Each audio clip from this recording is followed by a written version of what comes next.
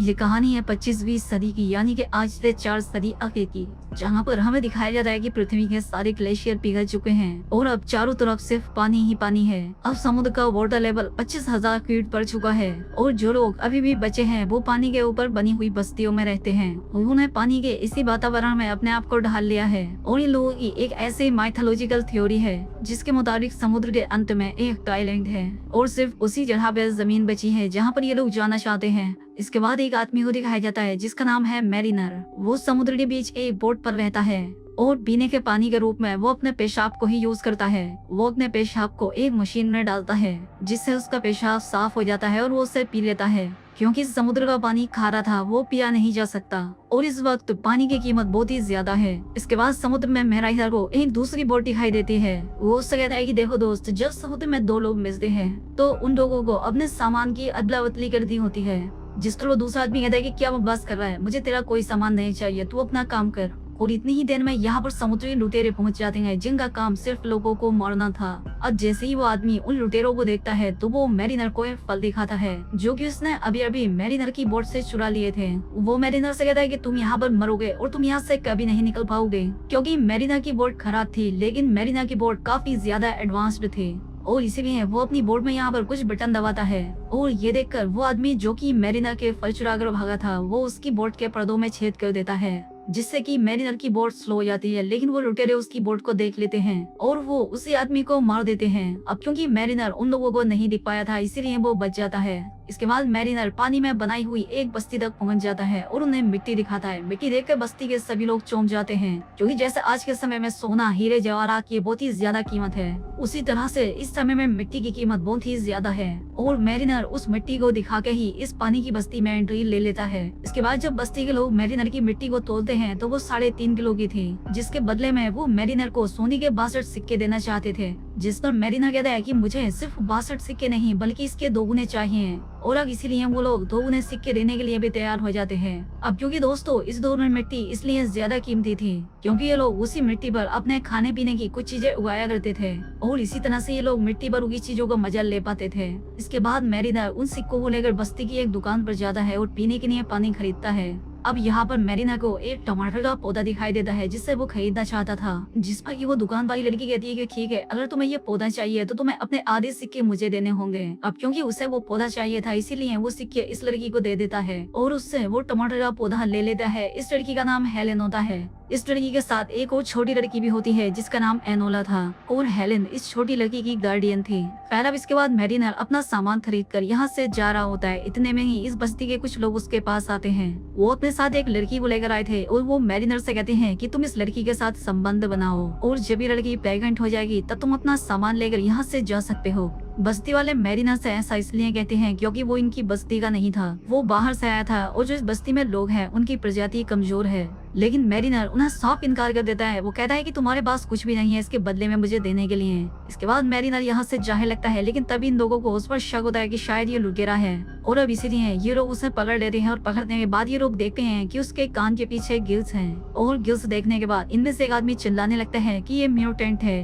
इसके बाद ये सभी लोग उसे कैद कर लेते हैं और पानी में डुबोना शुरू कर देते हैं ताकि उसके मरने के बाद ये लोग उसके शरीर को गलाकर उससे खाद बना सकें। लेकिन इससे पहले कि मैरिनर उस दलदल में डूब पाता लुटेरे इनकी बस्ती पर हमला कर देते हैं। अब दूसरी तरफ मैरिनर भी उस दलदल में डूबने ही वाला होता है कि तभी यहाँ पर हेलेन पहुंच जाती है। वो उससे कहती है कि देखो, मैं तुम्हें बचा सकती हूँ लेकिन बदले में तुम्हें हमें भी अपने साथ लेकर जाना होगा। अब क्योंकि मैरिनर के पास दूसरा कोई ऑप्शन नहीं था इसीलिए वो मान जाता है और ये तीनों यहाँ से फरार हो जाते हैं और लुटेरे इस बस्ती को तबाह करके उस पर अपना कब्जा कर लेते हैं। अब इन लुटेरों का जो काना सरदार होता है वो अपने आदमियों से कहता है कि मुझे केटू वाली वो लड़की चाहिए और ये काना इनोला के बारे में बात कर रहा था, वही छोटी लड़की जो कि हेलेन के साथ थी। क्योंकि एनोला की कमर पर एक टैटू था और इन लुटेरों का मानना था कि वो ट्राइलैंड तक पहुंचने का एक रास्ता है। अब क्योंकि समुद्र में 3 तरह के समुदाय राज किया करते थे।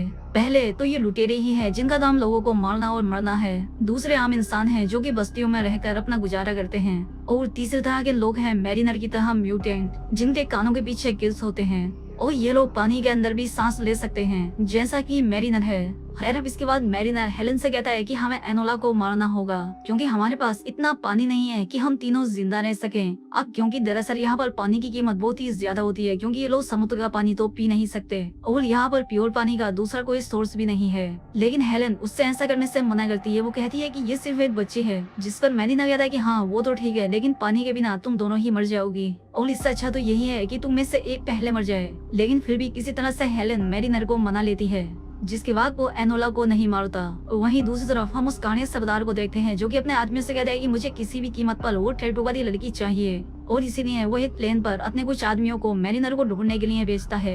अब वो लोग मैरिनर तक पहुंच जाते हैं और उन पर हमला कर देते हैं। इसके बाद मैरिनर हथियार लेने के लिए अपनी बोट के अंदर जाता है, जहाँ पर हेलन को लगता है कि शायद मैरिनर यहाँ से भाग गया है और अब इसीलिए हेलन भी इस लड़ाई में कूद पड़ती है। वहाँ पर एक बंदूक होती है जिससे कि हेलन उस प्लेन पर हमला कर देती है, लेकिन ये बंदूक किसी और ही काम के लिए थी। इस बंदूक से एक तार निकलती है जो कि बोट से जुड़ी हुई थी, जो कि उस प्लेन में फंस जाती है। अब वो प्लेन उस बोट के चारों तरफ चक्कर लगाने लगता है। अब इतने में ही मैरिनर भी यहाँ पर पहुंच जाता है और वो बड़ी ही मुश्किल के साथ उस तार को काटता है, जिसके बाद वो किसी तरह से अपने आप को उन लोगों से बचाकर आगे निकल जाता है। और अब मैरिनर की बोट का बुरी तरह से कबाड़ा हो चुका था और अब इसीलिए वो गुस्से में आकर हेलन और एनोला के बाल काट देता है और उनसे कहता है कि आज के बाद तुम मेरी बोट पर किसी भी चीज को हाथ मत लगाना। इसके बाद ये लोग अपने आगे का सफर तय करते हैं, जहाँ पर की एक और बोट दिखती है जिस पर एक आदमी होता है। हेलन मैरिनर से कहती है कि हमें उससे बात करनी चाहिए, हो सकता है उसके पास कुछ खाने के लिए हो। हालांकि मैरिनर ऐसा करना नहीं चाहता था, लेकिन वो हेलन के कहने पर उससे बात करता है। उस दूसरे आदमी के पास एक बेशकीमती चीज होती है और वो था कागज, क्योंकि अब पूरी दुनिया में पानी भर चुका है और अब कागज बनना नामुमकिन है।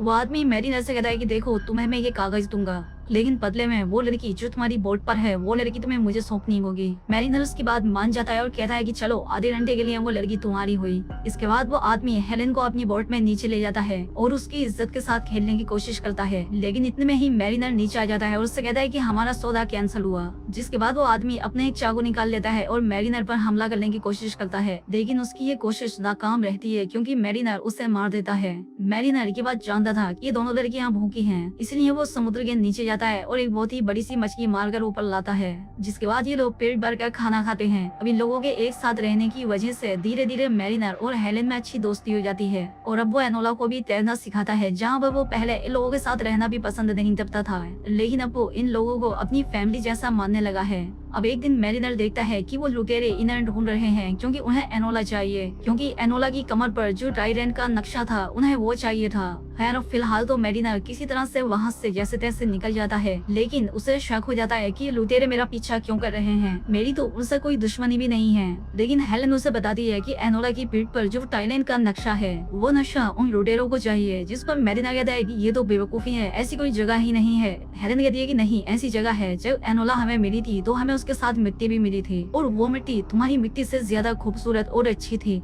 और साथ ही तुम्हारी बोट में जो चीजें हैं जैसे कि शीशा और गाना बजाने वाला वो डिब्बा, वो सारी चीजें सूखी धरती पर ही मिलती है क्योंकि समुद्र की दुनिया में ऐसा कुछ है ही नहीं। मैरिनर उससे कहता है कि अच्छा ऐसा है, चलो मैं दिखाता हूँ तुम्हें सूखी धरती। इसके बाद मैरिनर हेलन को एक बॉक्स में बंद करता है और उससे पानी के नीचे समुद्र के तल पर ले जाता है, जहाँ पर की बहुत बड़ी बड़ी बिल्डिंग्स थी जो कि वीरान पड़ी थी। किसी जमाने में यहाँ पर लोग रहा करते थे, लेकिन अभी ये पानी में डूब चुकी है। वो ये सारी चीजें हेलन को इसलिए दिखा रहा था कि उसके मन में जो झूठी आशा है वो खत्म हो जाए। और ये सब देखने के बाद जब ये लोग ऊपर जाते हैं तो ये पाते हैं कि लुटेरों ने इनकी नाव पर कब्जा कर लिया है। लुटेरे इनसे पूछते हैं कि बताओ एनोला कहाँ पर है। दरअसल एनोला इन लुटेरों को देखकर पहले की बोट में छिप गई थी। यहाँ पर हेलन भी एनोला को देख लेती है, लेकिन वो छुप रहती है क्योंकि इन